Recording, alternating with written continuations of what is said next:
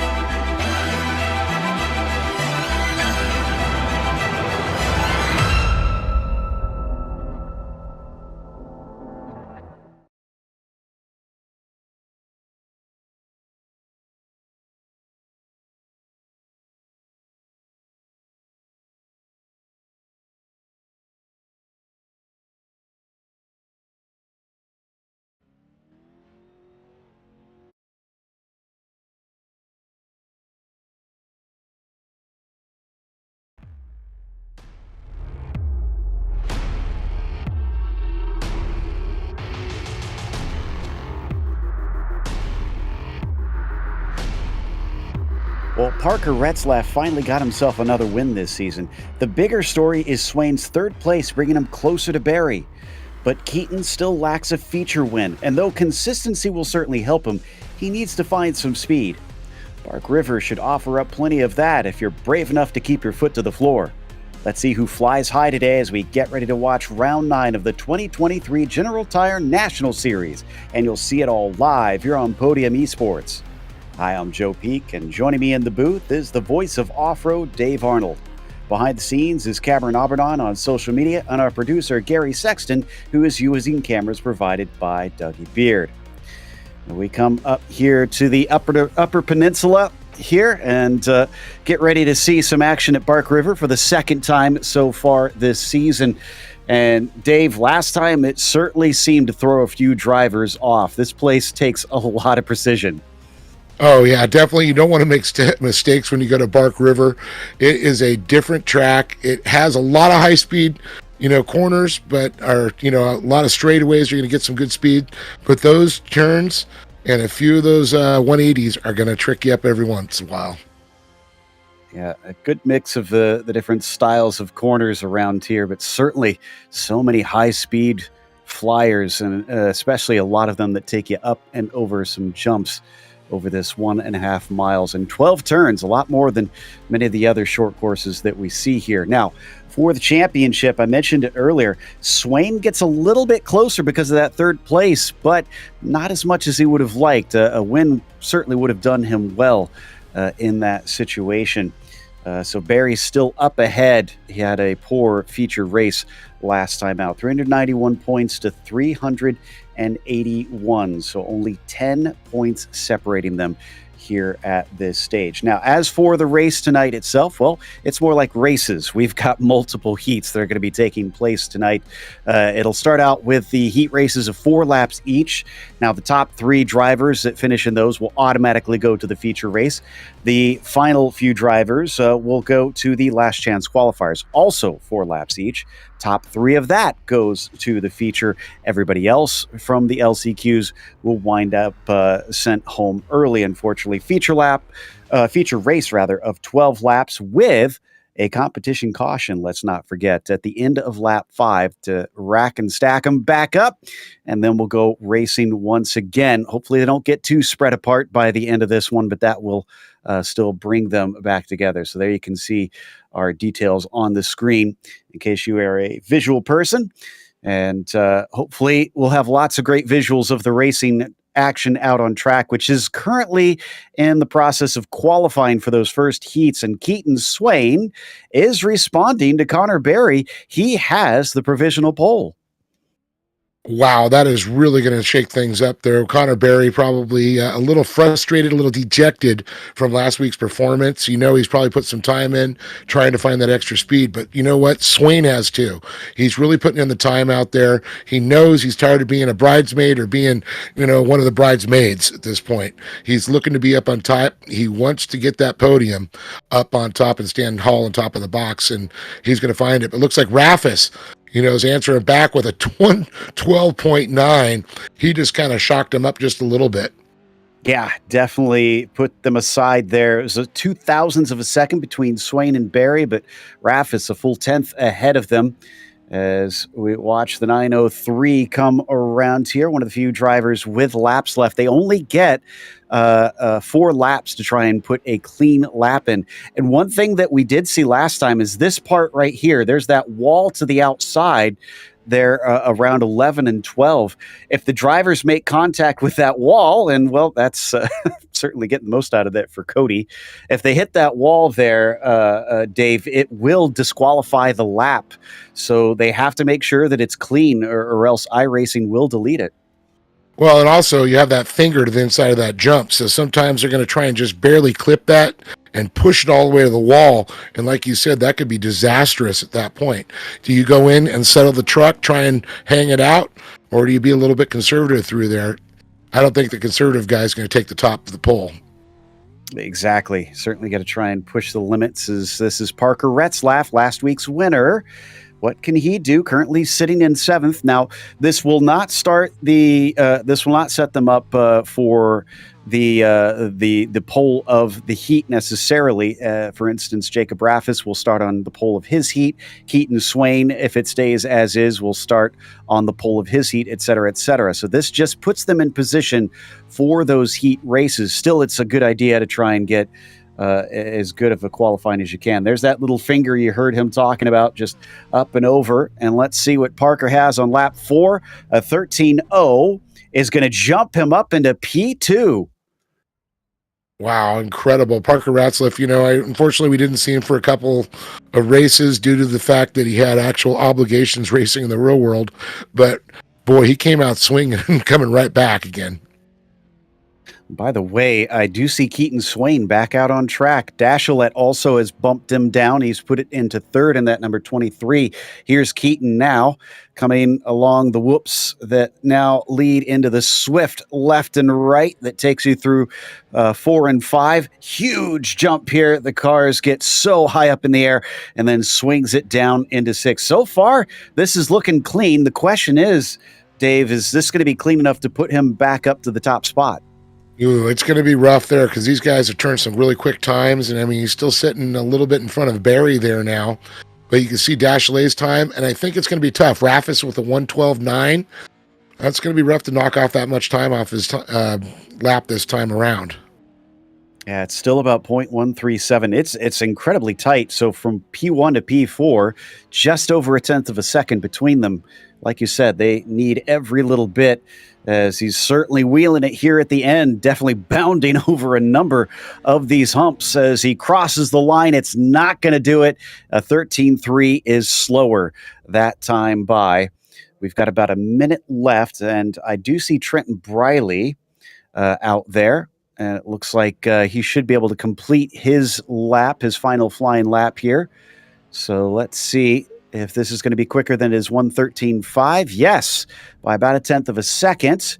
That'll get him into 7th position, which will be our last driver able to set a time.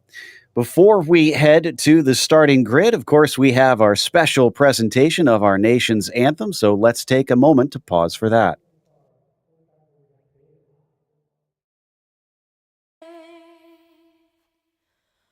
Or the land of the free.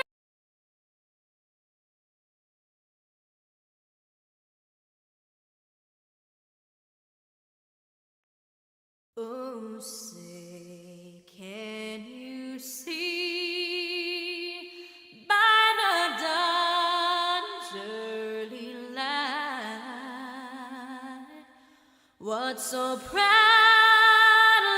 we hailed at the twilight's last gleaming, whose broad stripes and bright stars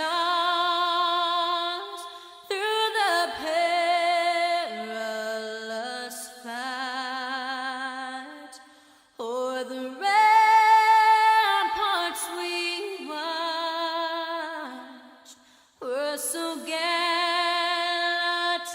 streaming.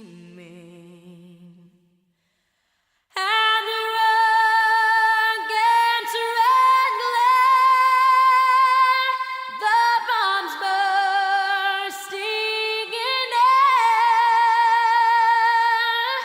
gave proof through the night that our flag was still there.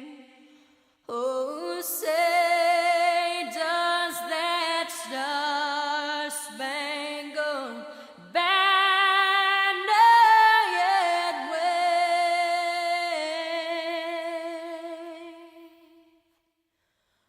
o'er the land of the free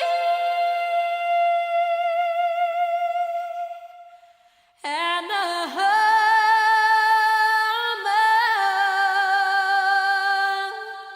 of the brave.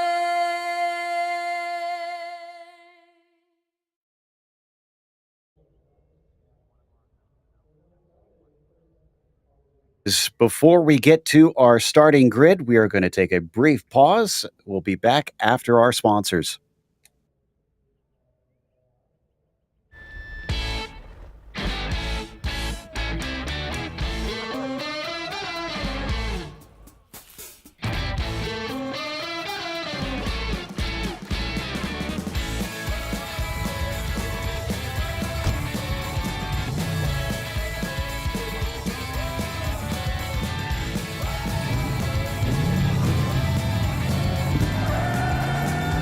For whatever you do, General Tire delivers.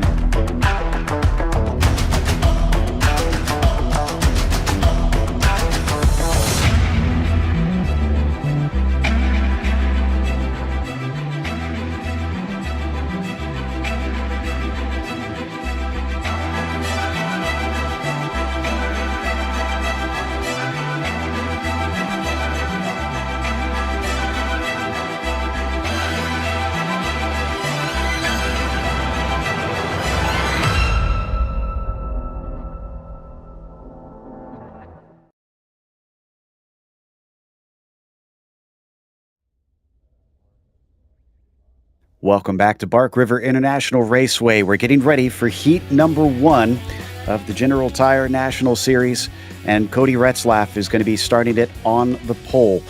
Connor Berry will be P2, and it's Jacob Raffis starting in 3rd. Then it'll be Zach Drapkin in P4, followed by Sean Winkler in 5th, and Scott Kerr in P6. Ryan Lindner starts 7th today, followed by Oliver Golding in 8th for our first heat. Remember, it is 4 laps, and it is down to who can finish within the top 3 that automatically advances into the feature race. Everybody else will get a second opportunity in the last chance qualifiers. They should be taking off momentarily. So as we head into this, with having already taken a visit here once before, Dave, what do you think is most on the minds of the drivers? What should be their big focus? Man, it's getting through the pack right now, and that's the biggest thing. I mean, it is a 1.5-mile track. It's long, but it's so high speed, it's hard to make the passes really stick. You have to, there's so many limited on the lines, they're so tight and down and low going through the corners. You're really going to have to make this happen early.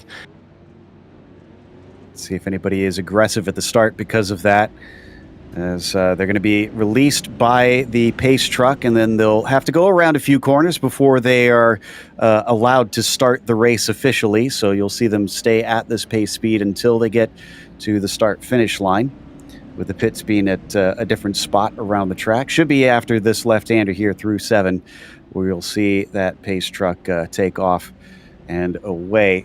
So out of our 8 drivers, looks like only 7 have been able to make the grid. Golding not looking like he is going to be able to take part in this one, unfortunately, which means only 4 drivers will be sent to the last chance qualifier from this one. One fewer than we would have seen otherwise. Kind of a blessing and a curse. Means it's just going to be that much more fierce amongst the few that are there, as we now come through 10 and into 11 and 12. Should see them take off at any point after this next left-hander. Let's see what Cody does. Waiting patiently. There it is. Green flag is out. And there's going to be a big jump right away as they come up this giant hill past the start-finish line. Often see problems out of here on the first lap. So far, so good. One into the grass, but no harm, no foul. Yeah, I'm kind of curious there. Jacob Raffis with such a quick time in qualifying, back to third with Connor. There's going to be a battle. Cody Ratzliff, he's a little deeper in qualifying, but look at him jump right out front. He's got some great lines. Now, he's going to set the lines that he wants. It's his track at this point. It's Connor, Jacob, it's Winkler, it's Drapkin, Kurz, Linder's time to try and find a way around these guys. You got to make your own lines. As you can see, everyone's hugging that inside line. Yeah, pretty single file down into turn 6. A few peaks, but nobody really able to try and make a serious move as they now switch back into 7. Slightly wide for Raffis there in third place. Sean Winkler had to think about it, but decided against it. Switches back into turn 9 now, and it does look like Barry's trying everything he can to try and unsettle Retzlaff, but no dice here on the first lap. And you can see Raffis just right on the back, just kind of mirroring. It's almost like these 3 guys drifting around, kind of mirroring each other there. Winkler's also in there. He's got the same lines. Fortunately, you follow a guy, you can't pass him. And that's one of the biggest things in racing. You got to find a way around. You got to get the shoehorn in there. You got to find some speed. Up and over the jump down into 2 and 3. Now long left-hander through here as they try and square off the exit and pick up speed. Watching Sean Winkler, currently sitting in that 4th position. He's on the bubble. He needs to overtake Raffis to automatically get himself through into the feature. So again, it's not the end of the night if he doesn't, but it makes it that much more nerve-wracking for him. Well, I know that he's going to hopefully help, hopefully that Raffis make a mistake is what Winkler's thinking in his head. That's a great shot there, Connor Berry. You can see Raffis all over the backside of him now, and you can see Winkler giving a little shove there to Raffis himself, trying to rattle him a little bit. They almost went 3 wide down into turn 7, just overlapping one another, kind of similar to what you saw here, except even closer. And then it'll switch back now into turn 10. Low line attempt from Connor Berry, trying different things like you were talking about, going where his rivals are not. And you can see he was trying to get that line up the inside. He just couldn't get that traction. He had those grabbers just digging at the dirt there. But I'll tell you, Cody Ratzliff is looking really quick right now. He's been holding him off for now. That track position looking so important today from what we're witnessing. Like you mentioned, they reversed those top 3, and Raffis having to start from a little bit farther back and still unable to overtake them quite yet. Still a big threat here from the number 2 on the number 525 as they fly over the hill way out to the outside there for Connor Berry, flirting with the edges of the track. Manages to get underneath Dave, but he can't seem to complete the pass. Oh, it looks like Cody made a little mistake. He gets up on it. Connor got a little wide. Look at this. Raffis now trying to get up in the fight there. And it looks like Connor slid back and lost a couple of positions there. That was a big hit check out of the 13 on the 2, and that's what sent him off wide. He's going to get back into it. Now it's a battle for P4. Going underneath, Drapkin with a brilliant move. Not quite done yet. He tries to use that banking, but he gets shoved into the wall. Yeah, it looks like that little maneuver kind of cost him a little bit there as he goes high into the turn.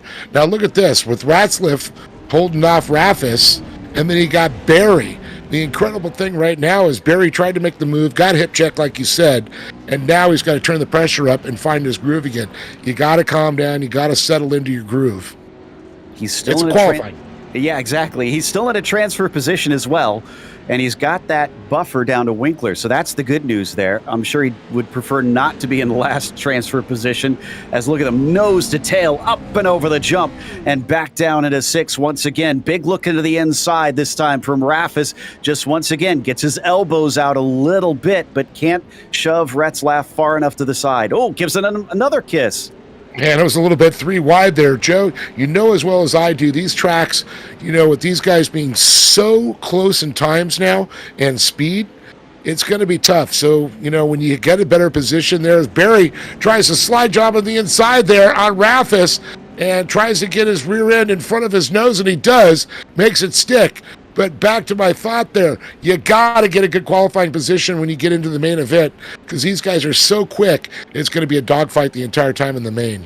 Yeah, that's a good point. So definite importance here for him to try and do something. Great move from Connor Barry to make that one work. Given back exactly as he was getting. But is he going to do the same here as he tries to go down to the inside of turn 2? I think he is. Just a little bit of a nudge, and Retzlaff loses grip. He falls back to P2. Yeah, Raffis unfortunately left a little daylight there, and Connor was able to get his nose in there, and that's the only way you're going to pass on this track. That inside is being so heavily used, you got to hope the guy just leaves a little daylight, slides out to the inside. Once you establish that nose and you're halfway through, you got that pass made. And that was a big mistake from Raffis. He went a little bit too wide down into turn 4, and Winkler is now through into P3. So Raffis, briefly up into second place, suddenly finds himself now looking at an LCQ if he's not careful.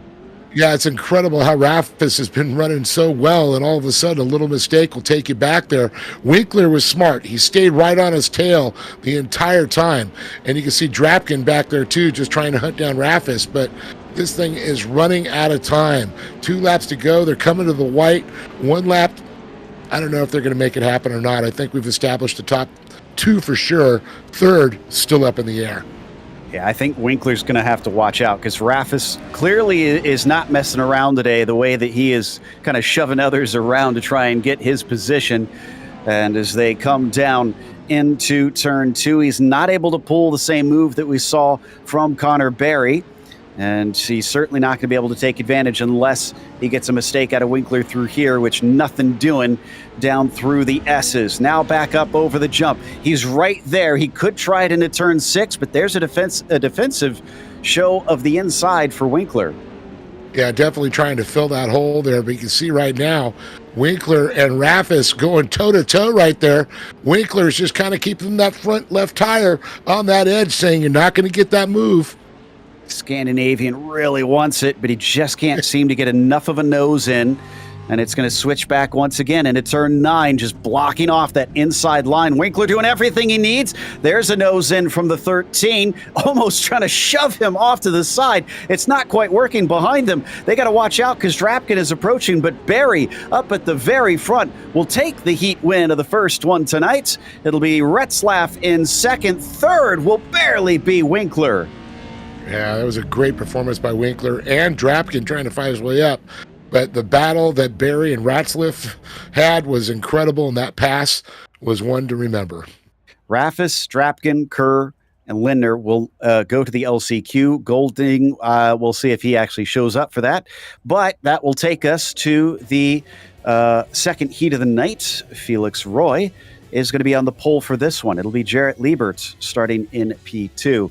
After that, Parker Retzlaff will start from 3rd, our winner from last week. Tom Grady, P4, is followed by Mason Prater in 5th and Bryce Simoneau in 6th. Then Eric Whitner will round out your 7 trucks here this evening. Well, that was more passing than I was expecting, if I'm honest, Dave. Yeah, I'm a little shocked on that too. But the high speed, sometimes it's hard to hold on to it. You just turn that wheel a little too much. You step out a little bit. You leave a little daylight, and that's how it's going to happen.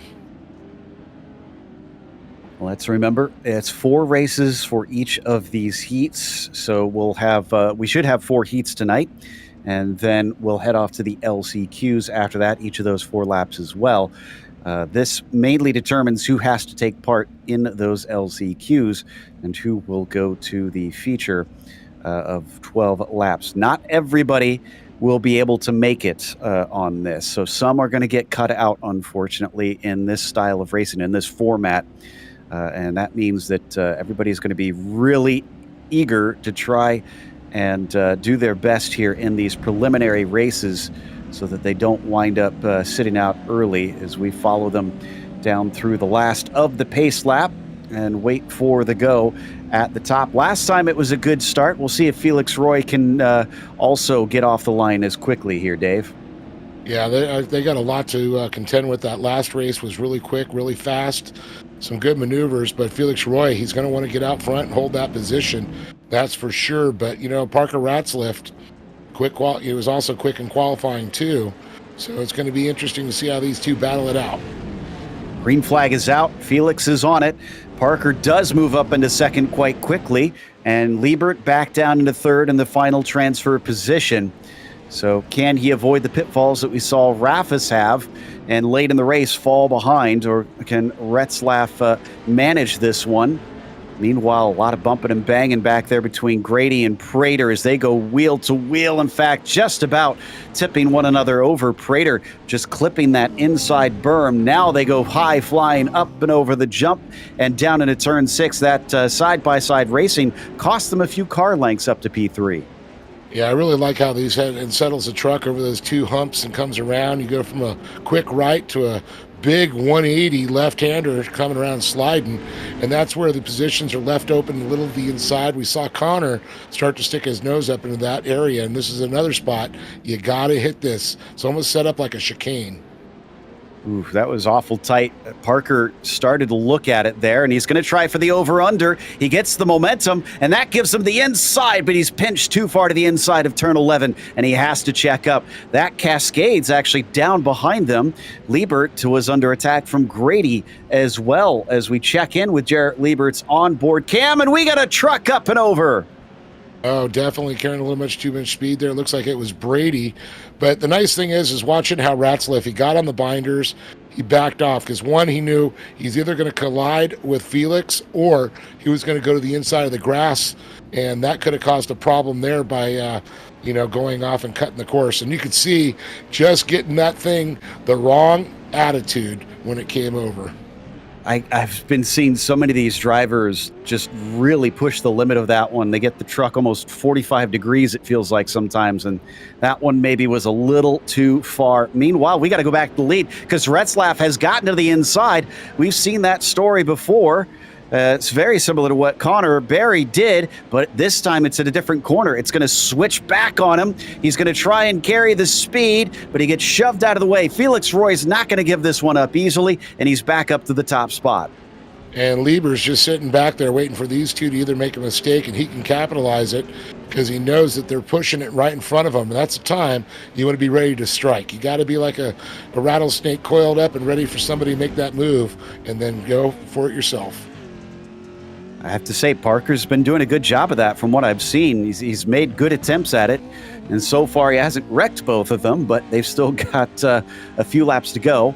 And apologies, looks like 6 laps per. I didn't notice that on the last lap. It did feel longer than 4 laps, yes, honestly. It did. As they come through the S's once again, man, Parker is just not letting him relax. Every time he falls off, he's back up on that rear bumper quickly. Yeah, he's definitely he's got this dialed in here. He's just trying to force a mistake. I think he gets up there, gets a little close there. He's trying to rattle Felix Roy, but Roy, I think he's seasoned enough now where you're not going to really get into his head. Tries to tuck down to the inside, takes a little bit of the inside berm, unfortunately, and that just unsettles the truck. But there goes Roy a little bit deep down into turn 9, cuts back across and manages to hold on to P1 still. but all this battling has meant that nobody's essentially separated. It's basically, I'd say, 3 seconds from first to sixth right now. Well, the incredible thing, we got a battle for first and we got a battle for third right now, that third being the last qualifying position to move you to the main. Prater trying to apply the pressure to Liebert now as they come in through here. And you can really see how that finger I talked about before just unsettles the truck there. And if you over-rotate them, it's going to bring you around. Yeah, honestly, even the top four are within 1 second of one another. That's how tight it's been in this heat. As they switch back, and it's a look down to the inside from our leader, Parker Retzlaff. He's going to try and make a move on Felix Roy. He can't quite make it stick, though, but he continues to just hound him wherever he can. Yeah, and you can see that Felix Roy, he is just trying to keep that left tire on that inside berm going around. You know, that's one of the things that I think Ratzlaff's looking for a little daylight, and Felix is trying not to give it to him. So far, so good, but once again, he opens it up just a little bit. That time, I think there may have been a bit of net code involved in it, and it looks like Retzlaff is going to get away with it this time. He's going to take the lead away, and down beneath him, Jarrett Liebert wants this to be 2 for Felix Roy, but he just doesn't seem to have the grunt. Yeah, Liebert's going to be, unfortunately, on the outside of that one. Roy's going to come in, take that line right away from him. Here comes Prater, pushes Liebert out, makes the pass into the third. Liebert back to fourth. And look at this. Liebert leaps right back into third. Prater thought he had that one, but Liebert kept his foot in it, even up through the grass. Not as much of a problem for these trucks. You don't have as much grip, but it's certainly not going to slow you down all that much as they come back over the leap once again. Prater knows he needs this position over Liebert. Yeah, he's definitely going to push the issue here with 2 laps to go. They're going to be coming up on that white flag here very shortly. You know, so I'm going to say it's probably about 2 miles to go till checkered on this one. Prater's still following behind them. Semino and Whitner kind of battling for that 5th place, but it's not going to mean a whole lot other than a better starting position in the LCQ. We're on board with Mason Prater in the number 50 machine. Giving watch, it's going to be white flag next time by, 1 to go. Definitely they're going to have to force the issue here. Liebert pretty much answered back last time on Prater. Can Prater try to do the same? But I think Prater is starting to drop back a little bit. Has he, realized I'm going to the LCQ and he's not going to push it anymore? I hope he's not giving up that early. Yeah. Liebert, I think, just has got great pace because he's caught up to Felix Roy here. The 91's been doing a spectacular job trying to defend all race long, so he's got some experience, and I think Jarrett's going to have to get a lot closer than this. Oh, yeah, definitely. He's going to have to get a lot closer to that for sure. Well, here we go. The checker flag's going to come out here. Yeah, that's down into turn 6, switching back into 7. So scant few left for him to attempt anything, and most of them going to be slow corners from here, Dave, so there's going to be just not much opportunity. Yeah, no, they've run out of time here. I think pretty much the positions have been established here in this heat race for sure. And I can see right now that Liebert not trying to force it with Roy. They know they're so close to the end right now and you're in a qualifying position. You might as well just settle in. Absolutely. Parker Retzlaff, in the meantime, exits out of the final corner and takes the heat win. Felix Roy second. Jarrett Liebert advances from third. Then it's Mason Prater, Bryce Semino, Tom Grady, and Eric Whitner, who will head to the last chance qualifier. Eric must have had an issue that we missed because he wound up in pit lane at the end. So not sure what exactly happened with him there. It's going to transfer us on to the third heat of the night, though. And this time it's going to be Colin Murphy on the pole for this heat. Then it's going to be Trenton Briley starting in second and Nicholas Dachelet in third position. Cody Winiecki starts P4, followed by Tyson Miller in fifth, Cameron Magashik in the sixth position, and Greg Johnson the last of the 7. So all just about gridded up, and we should be taking off just about now. So we'll get started pretty fast here. Yeah, they're definitely on the charge here. I mean, one of the things that this new program, we pretty much run right through them there. And we always finish right on time around 7:30. So this is down to the minute now. They figured it out. Yeah, they want to have as little downtime as possible. They want to get racing out there. So Dashilet coming in, being regrid down to that third position. What are we going to see out of him? Can Murphy try and hold them off? Or what will we see going down here as the pace truck will peel in? And it's going to be Murphy under control of the field until they reach the starting zone out of turn 11. So we had our first rollover. Thankfully, it took until heat number 2. Think we're going to get more on this one, Dave? I think this is going to be a little bit different here. I mean, I'm expecting to see Tyson Miller get up there and get into the fight there. We've seen him do it. We know he can do it. Question is, can he fight his way through the crowd? Now, Trenton Briley, he is definitely going to be banging doors to Colin Murphy going into the turn on the start. I do believe this is going to be a little bit more physical in this race. No doubt. So as they come out of the final corner, Colin Murphy is on it. Green flag is out. And he gets a very good jump over Briley. Dashilet might actually take second place away from him as well. Leans on him a little bit coming out of the first corner. Gathers it back up. They're still hitting each other as they come into turn 2. They're going to have to get this settled soon. It's allowing Colin Murphy, though, at this point, going, hey, guys, you fight it out behind me. I'll walk away with this, not a problem. But an incredible move by Dashilet. He didn't catch him sleeping on the line, that's for sure.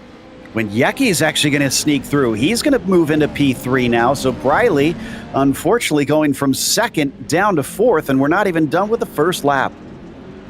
Yeah, well, it's unfortunately, when you make a mistake early on like that, I think Briley should have been a little bit quicker on the response on the start. I think that's one of the issues there, and it happens to the best of them.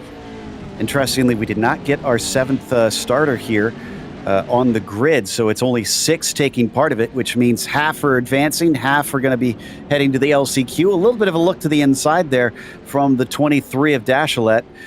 Murphy rebuffs him. Ooh, and once again, that over-under just doesn't seem to work all that well through turn 10, as Nick was still trying it, and it's still not working. Yeah, he's trying that setup each time. Unfortunately, it's, the definition of insanity is doing the same thing over and over and getting the same results. So you're going to have to try and change it up. Manages a slightly shorter inside line, and he's going to be able to get underneath Murphy. Shoves him out of the way. Look at Winicki, though. He almost got a 2-for-1 there. Was thinking about it. Ooh, he tries to cut back. He could have a good opportunity. He has a great opportunity. Side by side through the air, and he's on the inside line down into turn 6. It switches back into 7. Maybe a little bit too generous there on the inside. Yeah, that's one thing about strategies and setting up for what turn you're going to be to the inside, because this is definitely a low line track for sure. So Winyeki's still in third position, still in a transfer spot, mind you. Briley behind him, not really threatening for the moment, but as we've seen, that can change oh so quickly around this track. And Winyeki seems to feel like he has the pace to try and get ahead of that number 09. As they come past the start-finish line once again, they go single file once more. Yeah, you can definitely see that different drivers and different tracks have more success. And, unfortunately, I was hoping to see Tyson Miller up there again fighting with it. But right now, when Nicky gets a little wide there, and that could be a little bit of a problem as Briley starts to come up. Briley's not able to get down to the inside there, but it looks like Miller trying to make a move there. Briley looking to the outside. Sticking with him, becoming a bit of a threat now.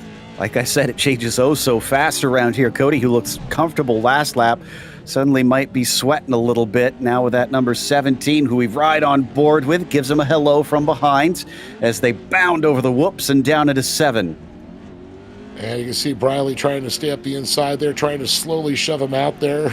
And you can see with Nicky not backing off, he'll turn down a little bit, trying to hold that line here. But unfortunately, he kept it on the outside or inside too long, which set him out not in the right position for that right-hander. Hard but fair stuff between the pair of them. Briley's going to have to try something else because that one's not working, and we're now halfway through this race. So as they exit out of 11 and into 12. Behind Briley also, let's not forget, Tyson Miller, who you mentioned we expected to be a little bit farther up there. Looks like he's starting to get that truck under control now. Well, as soon as I say that, he dips tires in the grass. he's trying to find his groove. Let's just say that. Yeah, I think that's a good way to put it. As they come out of 3 now, down towards turn 4, and still it is nose astern from 3rd, 4th, and 5th. They have definitely dropped Magashik back there. He seems to be lacking pace in this one, so not sure that he's going to be a factor here in these last couple laps, but we'll see as they once again head through turn 6. Yeah, it looks like Winecki's getting, a little bit of a still hounding by Briley, trying to get into that final qualifying positions with 3 laps to go here. Starting to run out of time. He's still got a little bit of time here. And it's little things like that, little mistake and settle the truck, but Winecki was able to cover him up. But it did throw his rhythm off there because Briley was trying to go the inside again. I just realized I'm pretty sure Cody has our broadcast up on a second screen up there, so he's keeping tabs on it. I don't know if you can hear us, Cody, but I hope it's been just as entertaining as he crosses the line, and it's now down to 2 to go. Well, it's actually kind of smart. You can see if there's any other lines you haven't thought about, any other places on the track where you might be able to force him to stake out of the driver in front of you to get a pass there. So not a bad strategy. See, I just don't get how drivers can have the attention span to both be racing at 100% and watch what's happening on that broadcast. I have to be one or the other. I can't do both. Well, you know what? Kids today, boy, they can multitask like with the best of them. Exactly. Well, Cody Winecki is trying to multitask, watching that broadcast, racing his race, and defending Trenton Briley.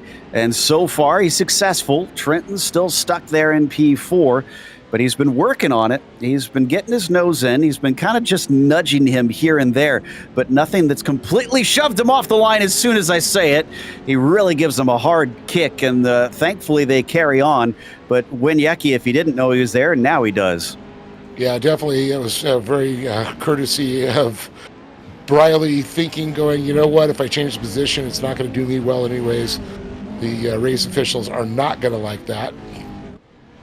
The race officials have put out the white flag. 1 to go now.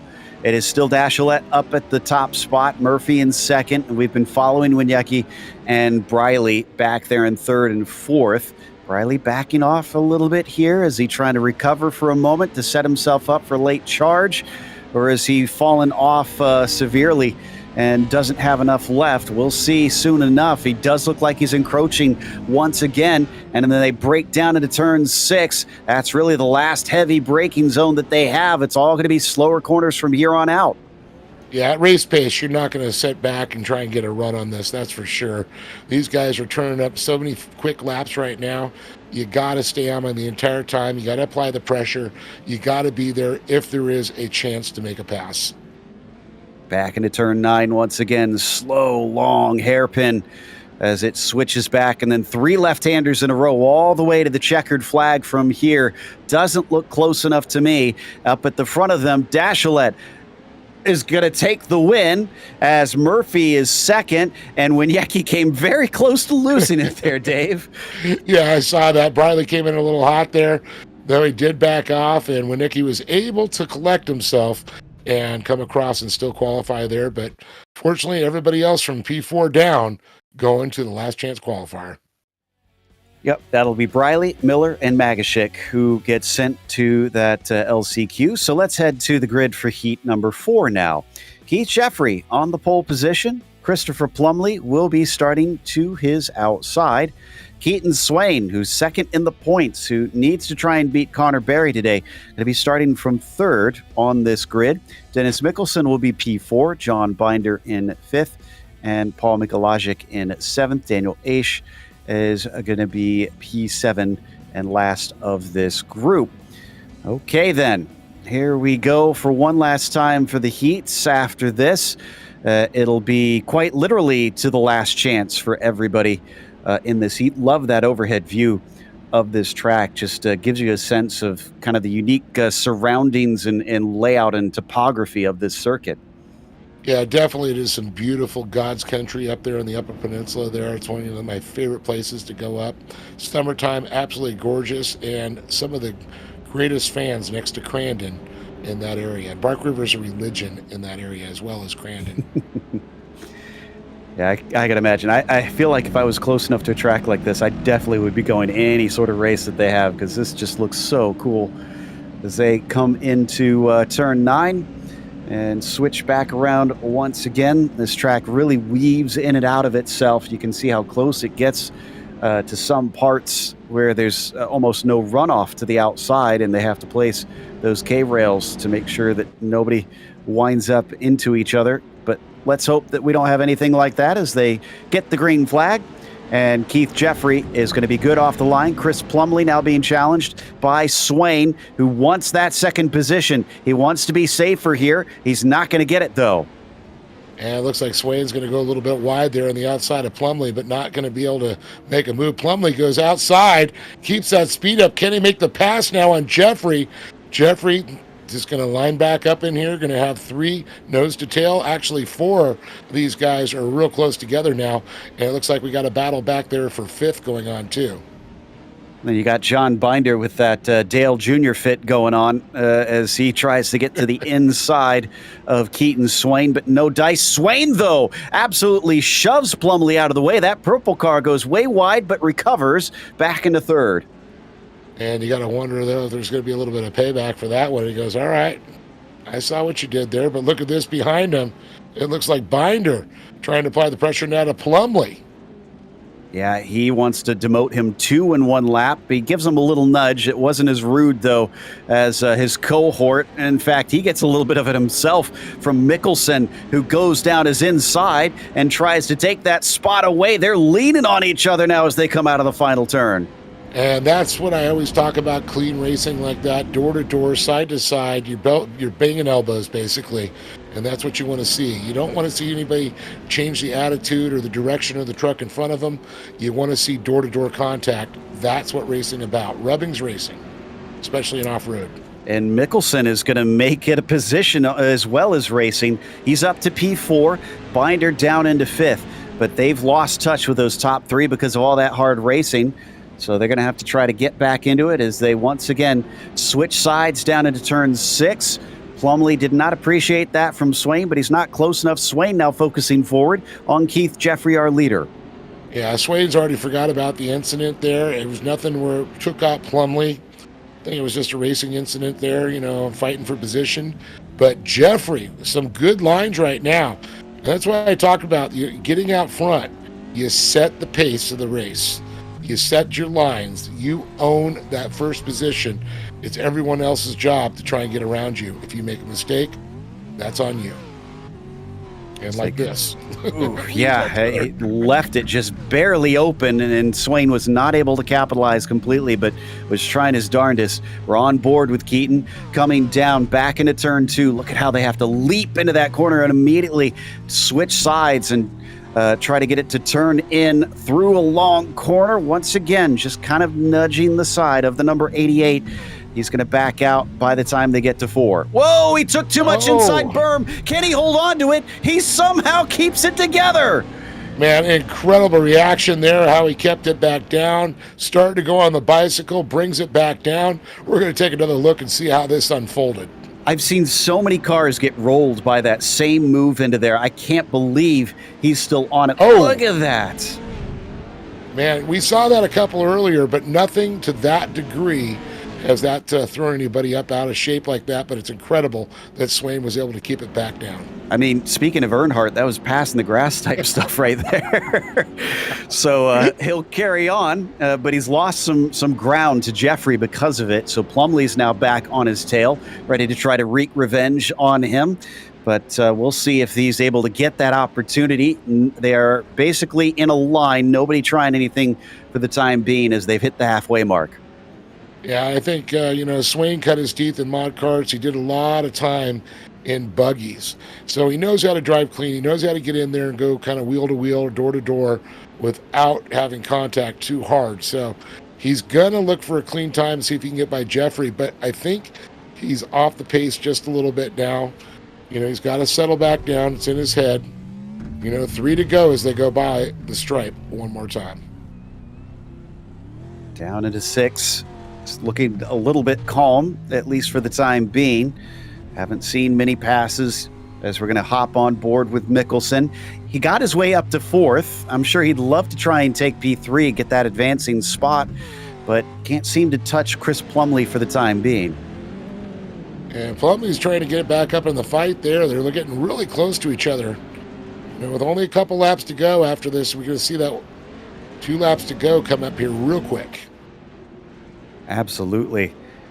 Back down through 11 and 12. Once again, a little wide there for Keaton Swane, but it seems to work out decently. He ducks down to the inside of the first corner, doesn't give him anything. Up over the jump now and into 2. Going to look to the inside one more time, but cannot find that overlap with him and just drifts on out. So Keaton Swane, as he flies it, let's hope successfully here through 4 and 5. Yep, that one a lot better. Ooh, this is a very good run, though. Look at this. He could do it into 6. Yeah, definitely. And it was amazing how he changed his lineup, got outside, kept the momentum going. But Swane now looking low. Problem is, we're going to go in that left-hander again. He's going to have to try and switch it up. But he's not going to go the long way around in this time. A little bit of a blink of a connection issue. And yeah, Jeffrey just feeds in front of him briefly there out of turn 7. But the closer he gets, the more nerve-wracking this has got to be. He is very tidy down to that inside line, but it's a bit too slow. Once again, blinking internet connection, proving a bit of a bane. Let's hope that it holds out. It just needs it to stick with him for one more lap as he looks to the inside. Yeah, he's definitely trying to have to just kind of delegate to that second spot as he go across the white flag. Now he's got to pick his spot again to try and get a run in another pass there. He pretty much knows, all right, we got the last lap. I know where I can get close to him. Now see if I can make it stick this time. Last time he squared off the exit of 3 very, very well. I'm not seeing that this time, though. No. So maybe not the same heroics down at his 6, or maybe he will. He's right on top of him, almost pushing him over the jump. And as they fly down into turn 6, he's going to give it a look. But based on what we saw last time, I'm just not seeing it. He tries to cut back underneath. Oh, there it is. There it is. He's almost got the slide job. He's pushed onto the grass practically. Well, he was on that grass all the way. He got pushed in there. He tried to go to that inside line. And look at that. Gets on the bicycle coming across. And the car, incredible. Blinking constantly. Normally that is horrible news for everybody. I can't believe they haven't had some sort of crazy netcode incident out of it. Oh, just to the inside of the 88. And he starts to lose control. Plumlee's going to get underneath him. And I think Plumlee might get that second place away at the last moment. Jeffrey will take the win. Swane recovers for a P2. Plumlee into 3rd as Mickelson tumbles across the line. He'll be the last driver, first one not to make it, rather. And behind him, it's going to be Binder in 5th, Aish in 6th, and Plumlee actually demoted to 7th. So Mickelson gets bumped up to 3rd. Not sure what happened after there. So not sure either. I believe this is going to take us to a break. We'll try to untangle that. But in the meantime, we'll be back after a word.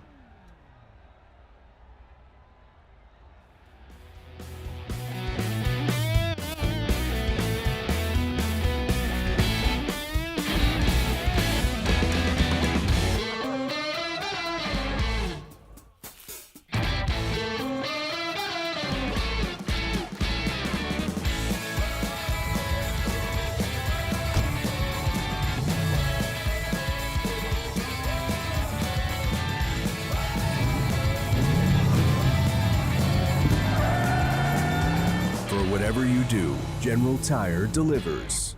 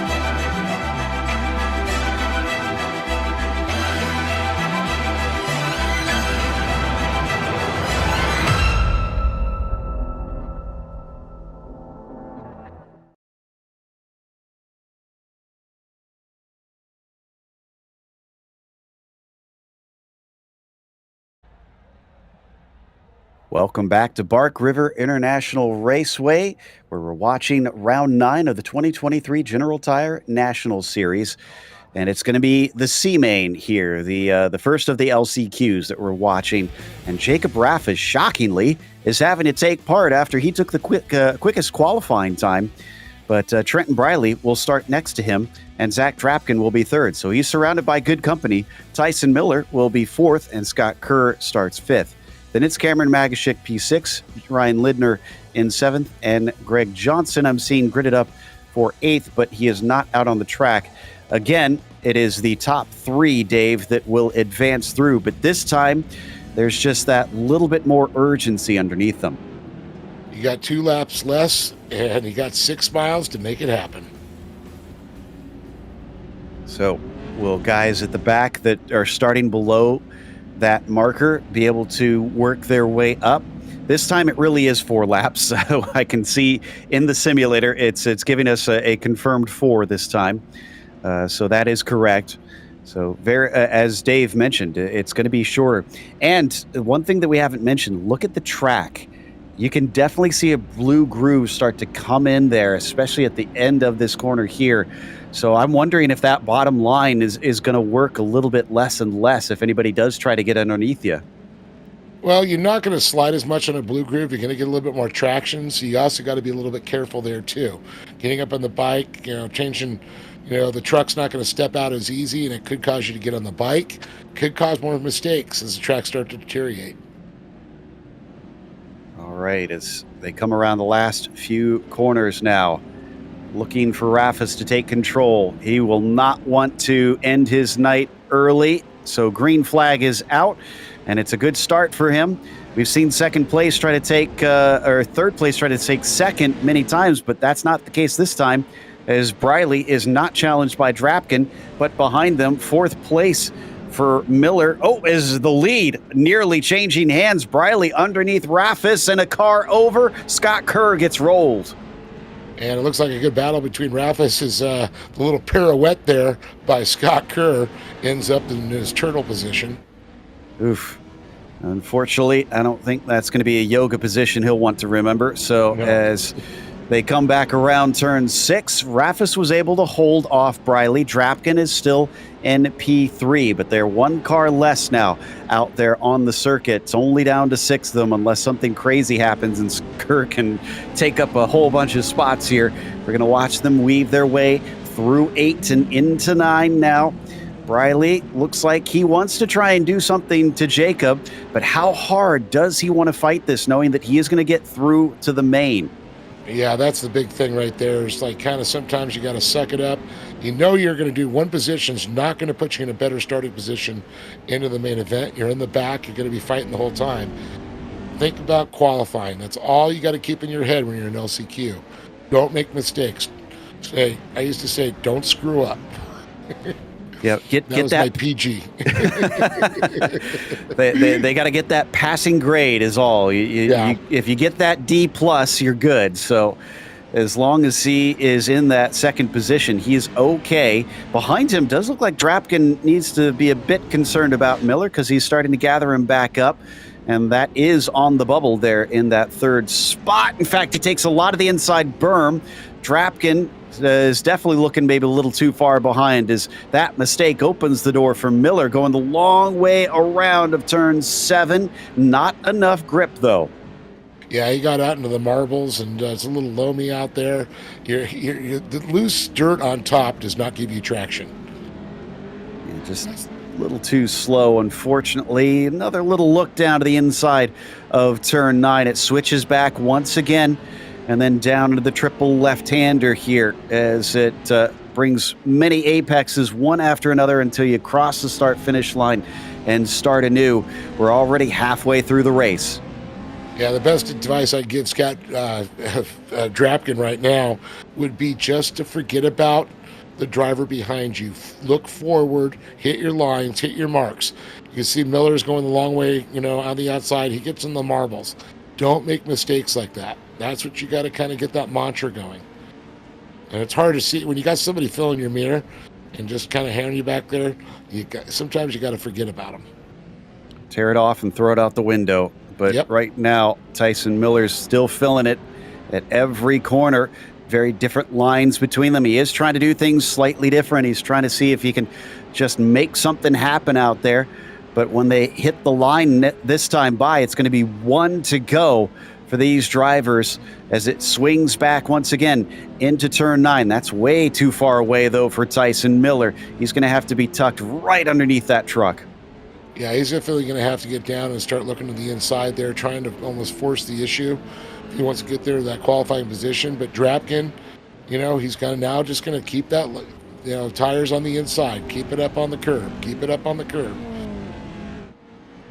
Up and over the jump of 2, or turn 1 rather, and then back into 2. It seems like Miller might be losing out. Oh, he goes way, way out into the marbles.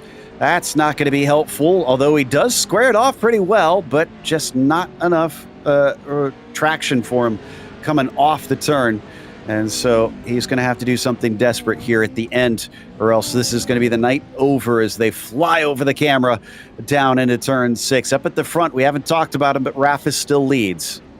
And Briley's still in tow there, trying to get up a little bit speed there. Oh, no! Yeah, Miller's big out of it. there. Miller just went off the end. Drapkin now is going to have a little bit of breathing room right now. You pretty much, easy sailing to the checkered flag. Yeah, I mean, he literally flew off into the trees there. So here we go for Jacob Raffis. He's going to fly away himself, but taking a last chance qualifier win. Didn't have the best of heat races. He's going to keep his hopes alive. Briley will finish second. Drapkin will take third. And for Magashik, Lindner, and Miller, as well as Kerr, that's it. They are done. Drapkin excited about that one, knowing that he gets to keep racing here tonight, which now takes us to the second of our last chance qualifiers. Truly the last of the last chance qualifiers. Mason Prater is on the pole for this one. Paul Mikulajic will be second, and Bryce Simoneau will be third. Then it's John Binder in fourth position. Tom Grady starting fifth, Daniel Asian sixth, and Eric Whitner seventh. Christopher Plumley starts P8, and Oliver Golding ninth. By the way, from what we could infer, and we're not sure that this is accurate, Plumley must have gotten a cut course penalty, which caused him to check up at the end, but he did not serve it enough, and so he was given a post-race time penalty, which is what put him down out of the transfer position. So Chris Plumley is not here when he planned on it. What's he going to do from the back of the field? Ooh, that's a rough position to be in. I don't care how good of a driver you are. You got a lot of trucks to fight through, and with the speeds these guys are going, guys like, you got Prater and Semino in there. He's quick, for sure. Those two, it's going to be anyone's guess who's going to get third on this. But I'm pretty much predicting right now we're going to see a battle up there with Semino and Prater. But Mikulajic, he's in a good spot right now. I'll be honest. I know Plumley's probably not happy about this, but Plumley's been a spicy character all season. I'm looking forward to see him try to charge through this. It could be the spicy Plum at this point. I like that. Well, coming back around here through turn 9, Prater just shy. He is definitely going to try and redeem himself as well. What about Nikolajic starting next to him? Could he try and shock him? Take that lead away at the start with a good run. Once we get that green flag, it is up to the 50 to decide when he goes, though. So he's going to make it difficult for the 177. And there it is. Green flag is out. Not the greatest of starts, but as he accelerates away, Prater is clear. Semino now down to the inside through turn 1 as they leap into the air. But I don't think he has enough for now. We'll carry it on into turn 2. And see if Mikulajic can kind of hold it on. A great shot out there, though. He goes a little wide there. It looks like Semino trying to look to the inside, a little bit of contact there. Semino gets out of shape there, and you can see Grady with a little contact. They're bunching up in the back now. Plumley trying to make a run. I may have smoked. You may have been right. He might be a little spicy. Yeah, he's up to 6th already. We're halfway through the first lap, but a track that it's known for being tough to overtake. Make that 5th, maybe. Aish, almost the next victim, but he's able to fend him off. Now Semino gets a little out of shape. He's going to fall down as Tom Grady moves up into the transfer position. Plumley trying around the outside. Can he actually do this the long way around? I think he's got it. I think Aish got a little out of shape going in that turn there, and it looks like Plumley was able to make it stick that time. Now he's just up another spot there. Now he's got Semino and Grady to keep an eye on. Semino is going to be tough. And there's what I'm talking about, tough. Semino said, I'm just going to give you that little gator tail. And that sends him all the way to the back. So lap 1, he passed about 4 cars, and then they got passed right back right before the finish line. So here he's got to do it all over again, and everybody's going to be wise to his tricks this time. Prater, by the way, a second and a half up in the lead. He said goodbye. And how about Paul Mikulajic? I'm just impressed right now. He's keeping up a good pace there. Tom Grady trying to get up there and apply the pressure, but Mikulajic has a good little gap, about 4 truck lengths in between him and third place. And where is Semino? He's going to start charging up there, trying to get up onto Grady. Let's see if it's going to happen. Yeah, that gator has been looming, and unfortunately for Grady, he's been willing to get his elbows out. We're checking out Semino now as we ride on board with that bright green machine into 8 and 9, switching back here through the hairpin. Grady taking a poke underneath Mikulajic. Doesn't quite work out for now. And Plumley was, I just saw off the course or something. I think he got into the side of Whitner, and that kind of pushed him into the grass. So Plumley's trying to get back into it, but he's not having as much success this time around. He did make it up to P7, but one thing I'm keeping an eye on right now, Bryce Semino trying to get up there, get some speed to get into the fight there with Grady. Now remember, a gator is an ambush predator.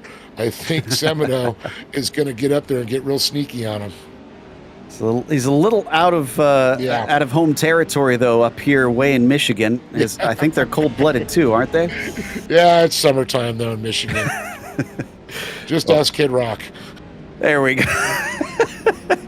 As we come down into 6 and back into 7, once again, Bryce Semino has already recovered behind him. My goodness, all kinds of battling between Aish and the likes of Whitner, which is going to allow Plumley to get to the inside of them. We can't quite see it on the screen, but Plumley just about had a 2-for-1 through turn 7. And Plumley trying to make a move, and Whitner gets on the bicycle, goes wide again.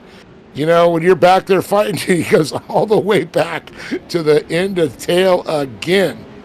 Well, Plum or not, I think today is a punching bag, unfortunately. He's just been kind of roughed out of the way twice in this race, and that's the white flag. Last lap to do it, he has to make up all 4 positions once again. He's back at the back of the field once more. Oh, he did get by Binder for a second, and now Plumley to see if he can make it stick there. I think just watching where Plumley after this great. But how about Mikulajic? I am just so impressed. He has been a punching bag in the back quite a few times himself, and it's great to see him up there and hopefully going to make the main event. Prater, pretty much 2.3, 2.5 seconds ahead already. It's a no-brainer for him. Yeah, absolutely. And yeah, Paul here has just been running a nice smooth race. Grady's been pressuring him a little bit, hasn't managed to get inside of him too many times. And then Semino just doesn't seem to have the pace here as we're riding on board with him.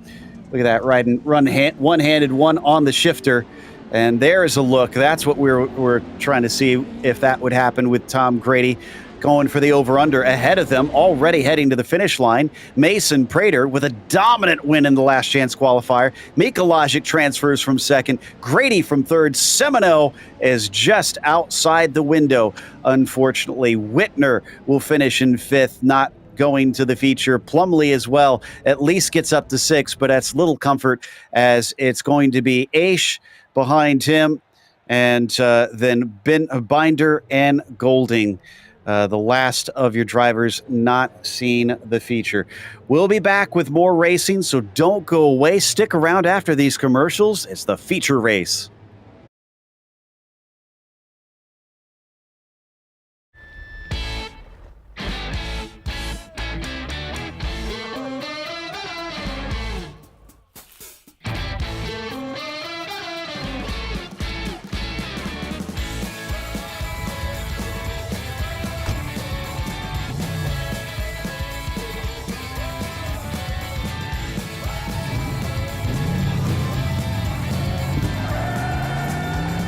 Whatever you do, General Tire delivers.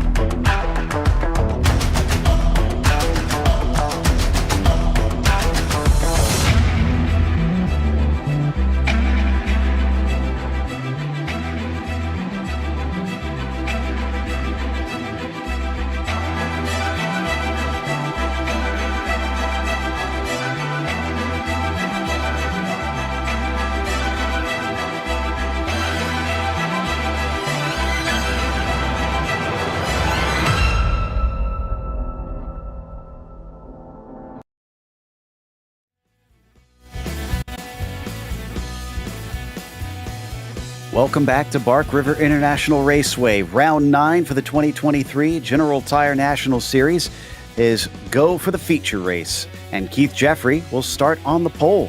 Nicholas Dachelet will be starting in P2 as Parker Retzlaff, our winner for the feature last time out, will start from third. Connor Berry, current reigning champion and points leader of this season, will start from fourth. Cody Retzlaff will be P5. He'll be followed by Felix Roy in 6th. Then in row 4, it's Colin Murphy starting 7th. And sitting second in the points, Keaton Swane will start 8th. He's got some work to do there. Sean Winkler will be P9, and Jarrett Liebert rounds out your top 10. From there, it's Cody Wieniecki starting in 11th. Dennis Mickelson will be P12, and Jacob Raffis will start from 13th. Mason Prater, also in from the last chance qualifiers, will start 14th, and Trenton Briley 15th. Paul Mikolajic in 16th today. We need to check and see if that's his first ever feature that he's made this season, because we're not quite sure if that is the case, but if so, congratulations. Zach Drapkin will start from 17th, and Tom Grady will be tail end Charlie on the field as they take off for the pace lap. Yeah, it would be really cool. I would like to know. I'd like to see some of the stats on that. But it's great when you see drivers start to progress and finally get in there and get in the fight and be part of the main event. Absolutely. And the progression, that is what I love to see. I love when the drivers who are the back of the pack suddenly become mid-pack, and the mid-pack become front-runner contenders. And those that are just fighting for podiums suddenly find themselves managing to sneak those wins in. We've certainly had that progression out here in recent seasons. Many of the drivers have talked about just how fast many out here have gotten. And I think as iRacing, the simulator, continues to grow, it's bringing in more and more talent, making it that much harder to do like Barry has done in the past with his domination. And so many drivers from different disciplines that are coming into and discovering the off-road and how much fun short course off-road is actually. So it's great to see. You can see the pace getting ready to get started up here. You see Jeffrey, Dachelet, Ratzliff, Berry, and Ratzliff. Look at this. Green flag is out. Wasn't the greatest of starts from Jeffrey there. Almost lost the lead. And behind him, Parker Retzlaff now coming up the inside of Dachelet as they swing back into turn 2. The biggest field that we're going to see here into this corner. There's a lot of lines you can take, but not everybody's going to have a fast one. Big challenge for the lead once again. Parker Retzlaff versus Keith Jeffrey side by side, down through 4 and 5, and I think Retzlaff has got it. Yeah, you can see a great move there. You can see Dachelet was trying to follow suit there. So he moves into second. Barry now into third. And Jeffrey all the way back to fourth, getting shuffled in there. Boy, not even in one lap in. And we've had 3 position changes. Wow, 3 wide down here between 6 and 7, and more beating and banging for P2 as Dachelet, Barry, and Jeffrey still sorting it out. Poor Keith Jeffrey down 3 spots and rolls over on top of it. Can he keep it right side up? He does. We don't know what damage the car has, but he falls to the back of the field. Yeah, he clipped that inside. Again, we've seen so many drivers do that, and twice it's bitten drivers tonight. So there you see, up and over the crest. Yeah, right there. Just a little too over-eager. Unfortunately, you don't climb walls very well and stay on 2 wheels and win a race. Oh, and Trenton Briley has just had a problem.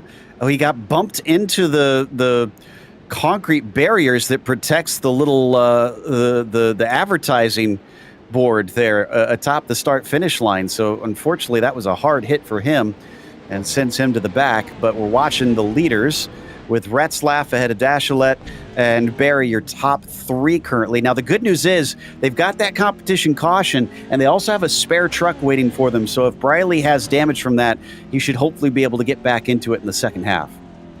Yeah, that's just kind of crazy when you get the damage there. It actually takes into real life how there's issues that happen. Just like going in for a pit stop, a couple of tire changes, you know, maybe rip a hood off sometimes they would do. So you never know. It's nice to have a fresh truck, though.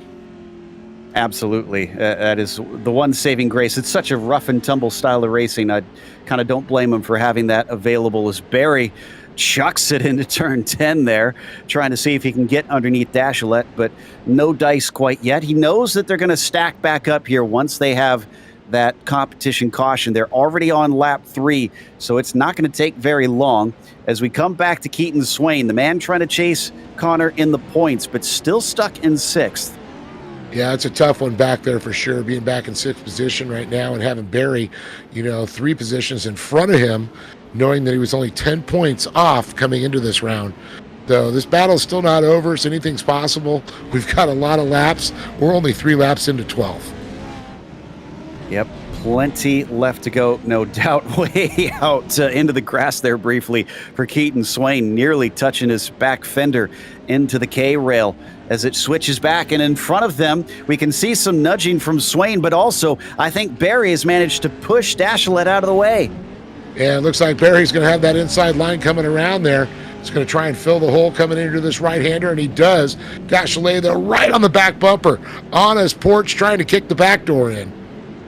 Can't quite make it stick. So Connor Barry up into 2nd. That's not what Parker Retzlaff wanted to see. He's already stretched away, but he knows that gap, as we've mentioned, is going to disappear pretty soon.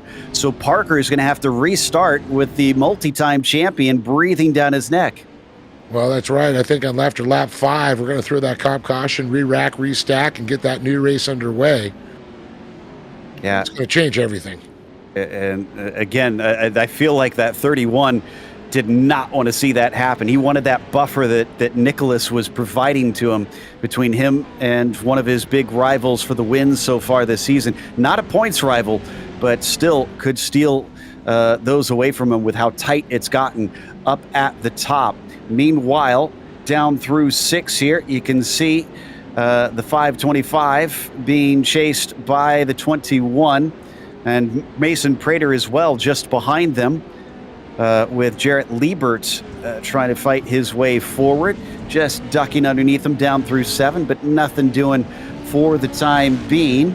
Not going to see it. Remember, it's not at the start here of this lap 5 coming up. It's going to be at the end of the lap when they're going to throw that out. Yeah, that is correct. That would only be 4 laps complete. You got to get 5 laps complete before we do that. Now, one of the great things about, having this, back in the core days when they established the competition caution, because sometimes you would get a driver that would start to run away. Well, you change it up, you group them back together, you bring a lot of excitement to the fans and the crowd, and that's what these guys are doing right now. I think it really makes for a good, interesting race.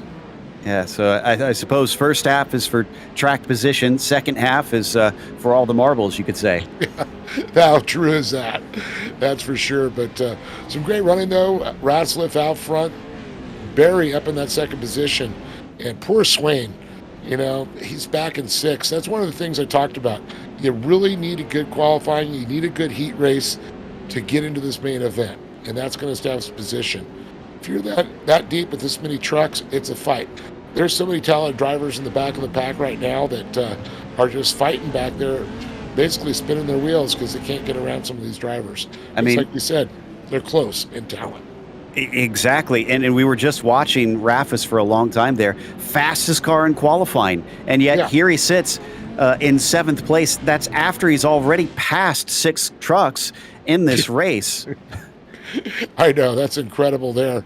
And, when he's getting up to the faster guys, he's right behind Swane right now. So it's going to be interesting. There's the caution. So they're slowing him up. Nobody is a lap down from what I can see. Trenton Briley did duck into pit lane, so he's kind of preemptively taking that spare truck. That was probably a smart move on his part. That's going to shorten our caution by quite a bit here. So you can see they're kind of parking it on the outside of turn 2, but they're going to get in a single file line here momentarily before they get going. There's Briley trying to play catch up. Briley coming around, and Briley comes from a big motorsports family, so it's great to see him still out doing this. So Trenton, let's hope he knows where they're parked, because they don't want to see him run into the back of the field here. I have seen that. Yeah. Oh, there they are coming up. No, that's what. Yeah, he's aware. He's slowing down and taking a sip of refreshment, shall we call it? A barley pop. Yeah, there we go. Well, all right. So this is going to be a short caution. They will just go behind the leader of Parker Retzlaff in a single file line until they get to the restart zone, and then they will take off. It should be green all the way to the end of the 12 laps. And it's going to be interesting to see if it's going to stay green, though, because I think the gloves are coming off.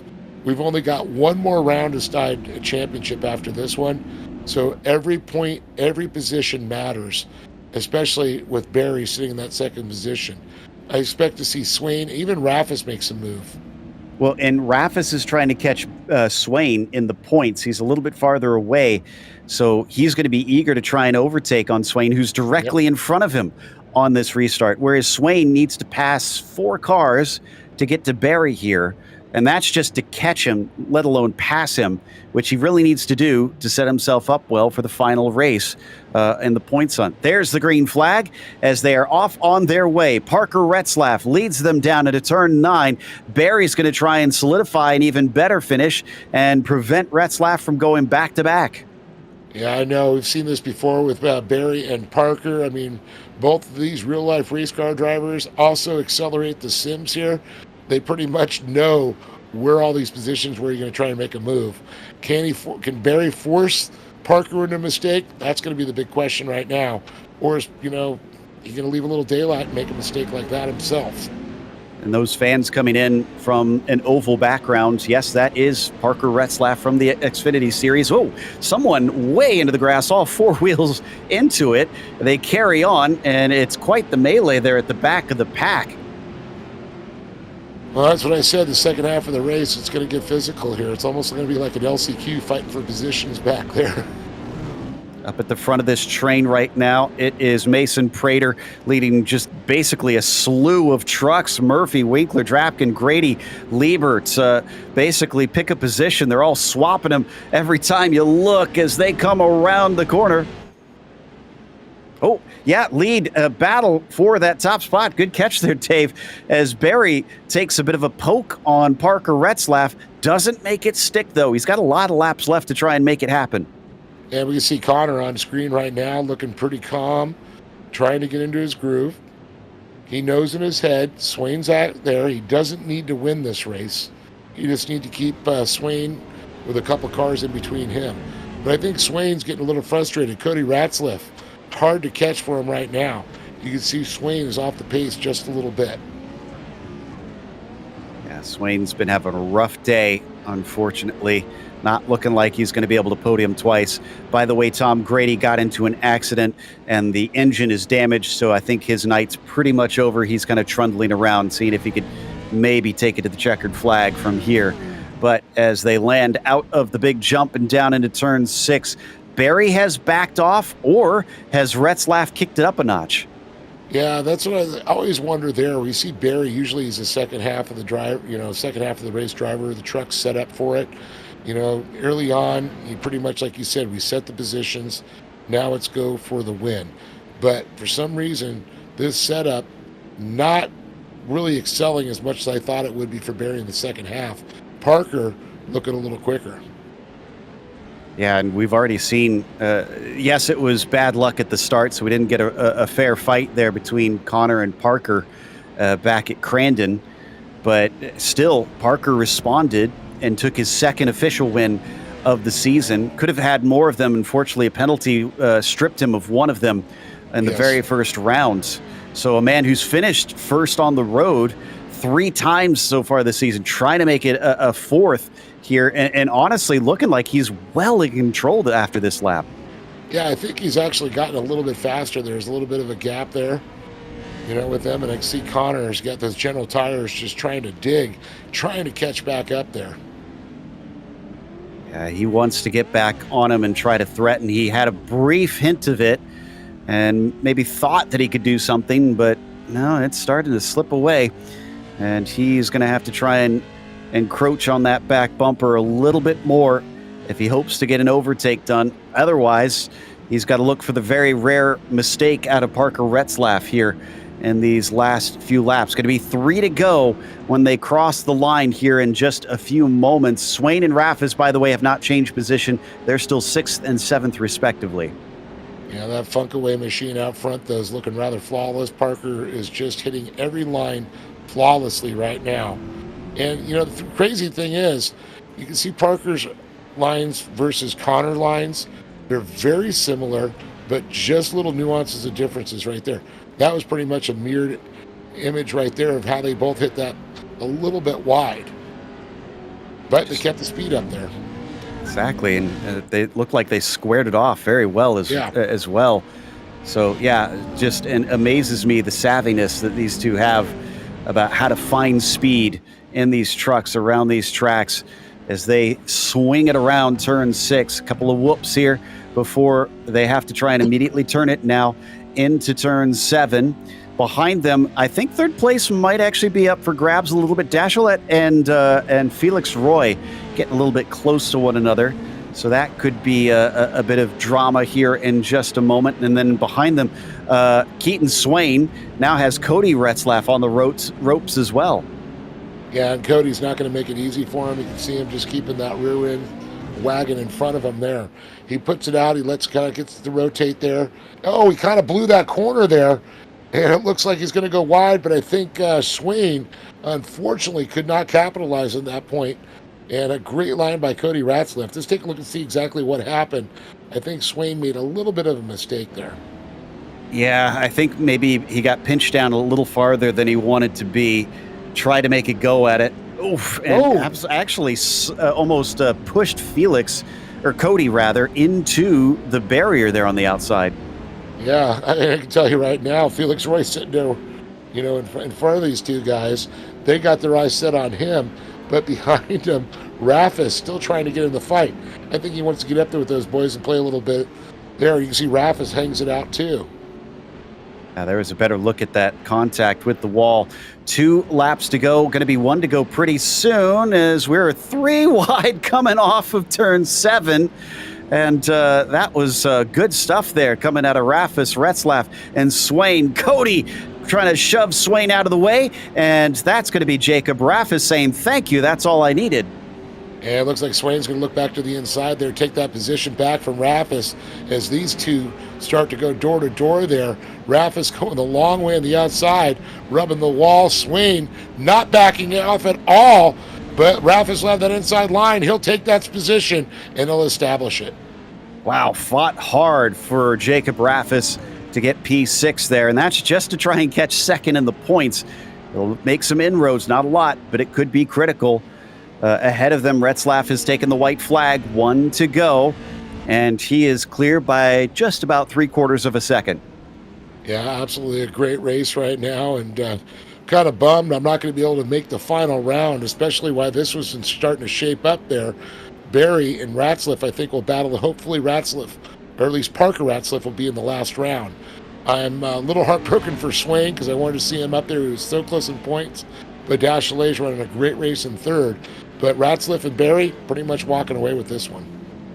Yeah, Parker and Connor are proving to be quite the rivals here in this series. A stark contrast to last season where Connor kind of ran away with things a number of times. But this time out, Parker Retzlaff goes back-to-back, and he is going to win here at Bark River. Connor Barry minimizes the damage with a second place, collecting valuable points as Dashilet will grab the last step on the podium. Yeah, Dashilet really made a good run for it. I know he was really fighting through those heat races to get in there, but incredible to see how it all shook out here. And Swane, unfortunately, not going to be on the box. Mr. Consistency is stepped down. Yeah, that's going to make it very difficult for him to take the title at the last round for sure. I believe we are going to take a quick break. We'll be back with the unofficial results as well as driver interviews, so stick around.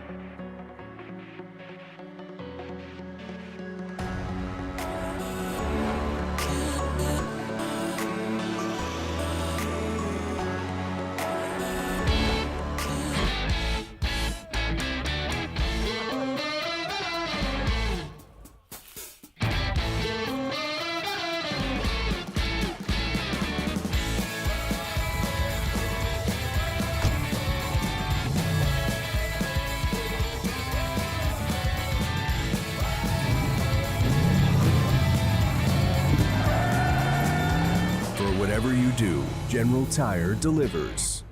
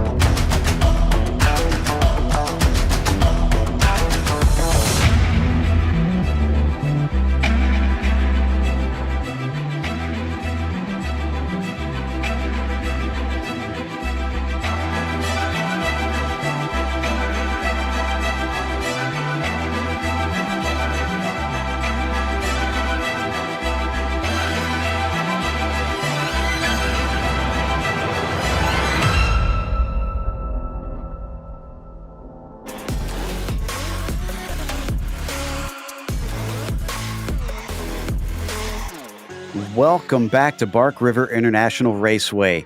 The feature race saw Parker Retzlaff take the win as Connor Berry followed him home about a half second behind. Just could not seem to get by that 31 or challenge him, especially in the last couple laps. Nicholas Dachelet with a bit of a quiet third for him as Felix Roy, for a brief moment, was kind of becoming threatening, but then backed off himself, taking fourth place.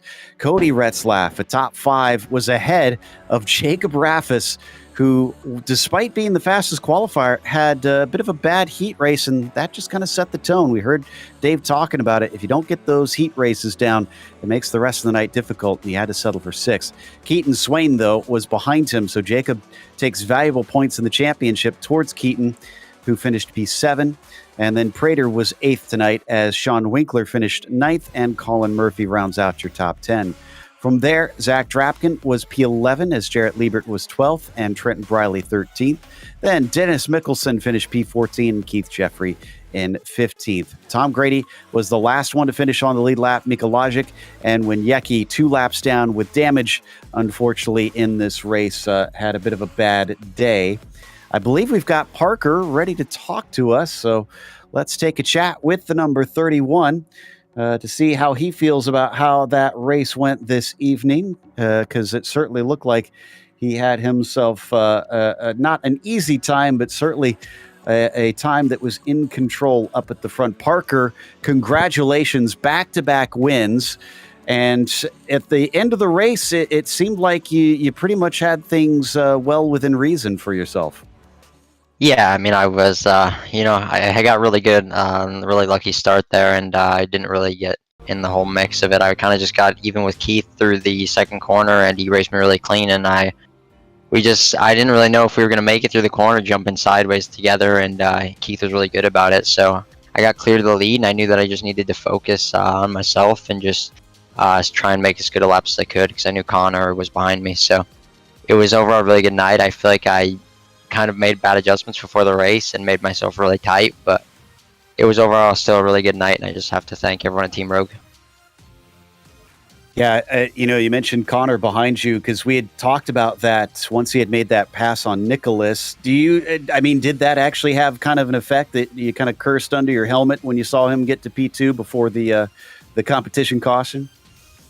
I mean, Connor's really good, so I knew that if he did get to me, he was going to race me clean and we'd race each other clean for the win, but I knew that if I felt like if I could just get clean air again and that restart and race my own race, that I could probably hold Connor off. So I made a lot of mistakes. I got to slow down and lost a bunch of time trying to clear that. So it was overall just a really good race, and I'm happy to get back to back. The only frustrating thing for us who won a good battle for the championship, you had to miss a number of rounds for real life racing obligations. Do you think maybe next season, if you come back, you can try and be here for the whole season to try and take it to Connor for the title? Yeah, I mean, I think it would have been a really good battle between me, Connor, and Keaton if I'd been able to make, a couple of the races, but I missed 4 races this year, so I'm just trying to have fun and learn as much as I can because I was a lot later into this off-road iRacing stuff than a lot of the fields, so I've just been trying to learn as much as we can as a team, and I just got to thank Jarrett for having these trucks really gripped up and really quick during these races. Well, based on your performance, I'd say you're a late bloomer and a very good one as well. Congratulations on the win, Parker. Thank you. That was Parker Retzlaff, your winner in the number 31, as Dave has caught up with Connor Berry in the number 2 machine, finishing second appropriately. Connor Berry, you had a rough one last week. I was out of town. I was down in San Felipe and talked to your dad. He says you tumbled, you fought around, one of your worst rounds. But it was that in your head a little bit coming to this one? Because now that Swane had caught up 10 points on you, was there a different mindset coming into Bark River? Yeah, it was definitely a very tough round at Crandon Short, and we lost almost all of our points. So I knew I had to just be smart and smooth, and I qualified bad, which I was like, shoot. Like I knew that here I struggled a tad bit, but I was not expecting to get a 5th, and then the heat I was able to win that, which was good, and then I got to start P4 in this, and I got into P2 around like lap 4, but I knew that it was going to be tough to go and win. Parker is he's the best here, so I knew that it would be hard to win here. I felt like we put in a fight compared to the round 4 here. We got the gap down to 5 tenths, so I definitely have found some speed, but I need to go and find some more so I can win here. So basically, Bark River is a unique track. It's very high speed there. Setting up in the corners or trying to figure out the setup of the truck, was that something you were struggling with, or just the lines you were trying to figure out? It was a mix of both. My lines are definitely. I think I need to fix some of it. I learned some things in that race that actually helped, but I saw some things that I need to go back and tune on my truck, and I think for sure if I can fix those both, I think that I can win here for sure. And Parker really gave you a run for your money, but did you have any idea how far back Swane was? Were you kind of thinking of that in the back of your head, or were you just concentrating on Parker? That was your one focus? I was focused on Swane. I knew that he was starting in 8th, so I knew that he was going to have a pretty tough time. It looks like he finished P7, so we gained back some points, and we look like we're in pretty good shape, but I mean, it is a Crandon start, so I mean, it's going to be hard, but I think I can go out there and win and get this and get the championship. Well, we're definitely going to be looking forward to see what you're going to do with the championship run going on, but so many people work so hard to make this program work for you, and I think it's a little love time. Sure, I want to give a big thanks to CBR, General Tire, Nitro Circus Sim Team. We put in a lot of work, and we qualified on pole with Roe Fawcett, and it looks like Keith and him, they had some pretty bad luck, but we definitely are fast, and we will keep on trucking, and we will win. So yeah, I want to give a big thanks to them. Teal and Josh, they are behind it all, so I want to give a big thanks to them and you guys for this stream. Well, thanks a lot, Connor. Good luck. We'll hopefully see that General Tire machine on top of the box in a championship. But I think it's time to go down to Joe, standing by with Nicholas Dachelet. Indeed, we're going to talk to Nicholas about that third place there. Unfortunately, starting from pole, probably not the position you wanted to wind up in, but you had some hard competition behind you. Is this kind of, this is the best I could do, or do you feel like there was more in it tonight? Yeah, that start was kind of crazy there. I was able to get up to Parker, up to second, try to get around him there, but I don't think I had anything for Parker and Connor tonight. They ran a great race.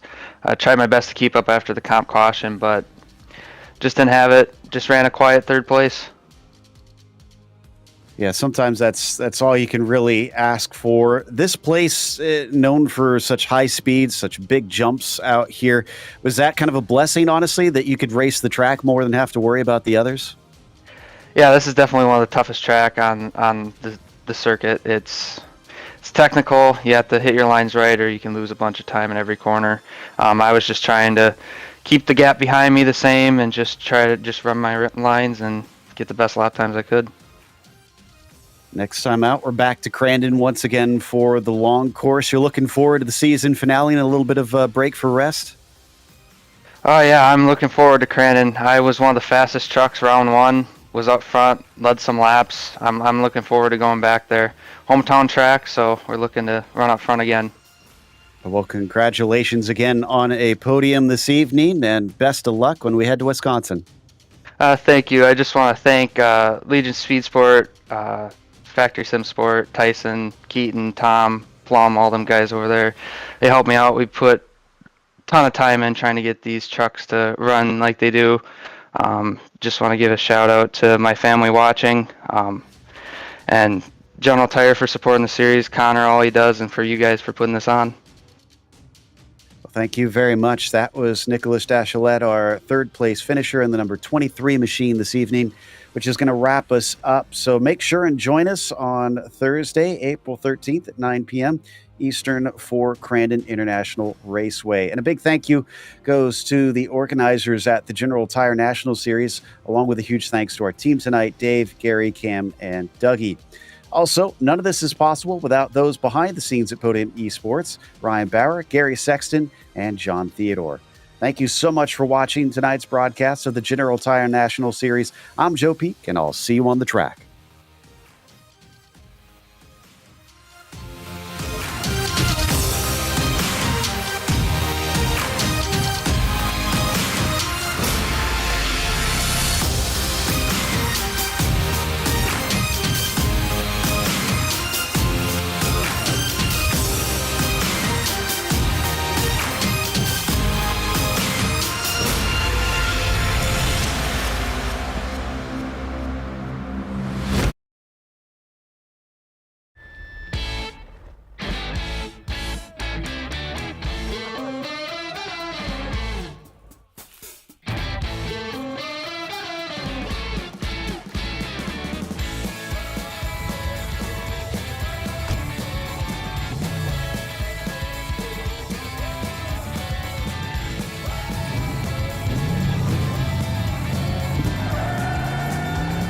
Whatever you do, General Tire delivers.